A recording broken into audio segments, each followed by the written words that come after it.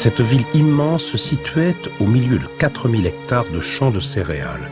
Son port recevait les marchands venus du golfe Persique et exportait des denrées à plusieurs milliers de kilomètres de là vers la péninsule arabique. Toute l'activité de la cité se cristallisait autour du temple, lieu de prière dans lequel toutes les décisions politiques et économiques étaient prises.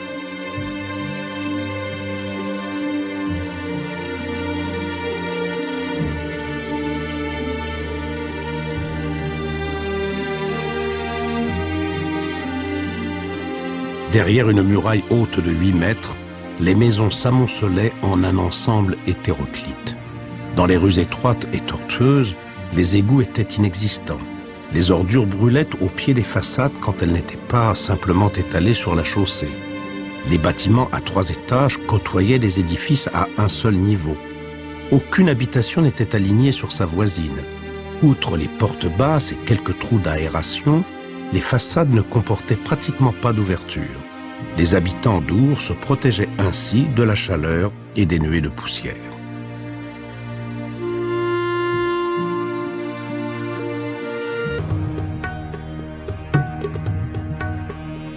Les premiers rayons du soleil effleurent la cité d'Our. Nous sommes en été et la chaleur sera une fois de plus accablante. La ville s'éveille doucement. Les habitants ont dormi sur les terrasses, beaucoup plus fraîches que les petites pièces de leur demeure. Les textes qui récapitulent les achats immobiliers ont révélé que la superficie des maisons n'excédait pas 70 mètres carrés.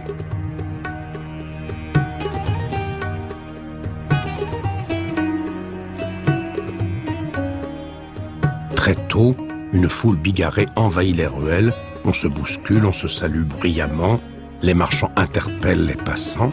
L'activité commerciale de la cité est intense.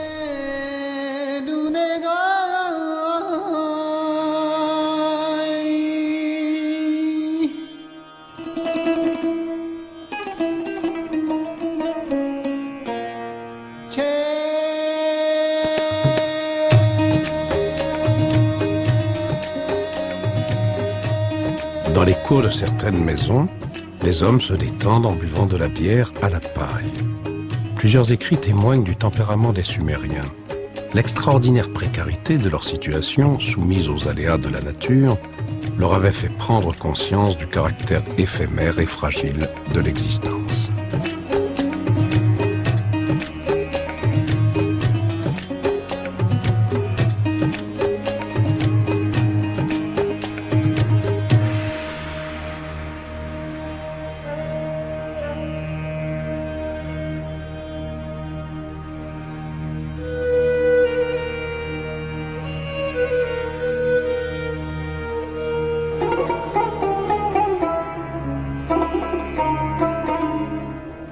Dans les rues, les habitants d'Our portent le konakès, une tunique en peau de mouton.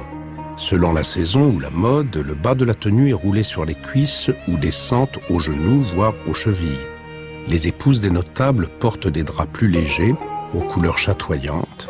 Hommes et femmes arborent des bijoux, boucles d'oreilles, bracelets et colliers.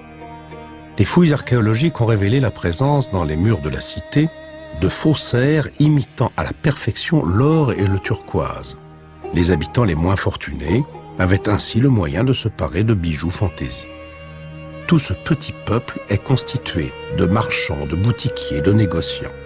Aux abords du temple, on trouve les maisons des scribes, des maçons, des charpentiers et les taudis des esclaves.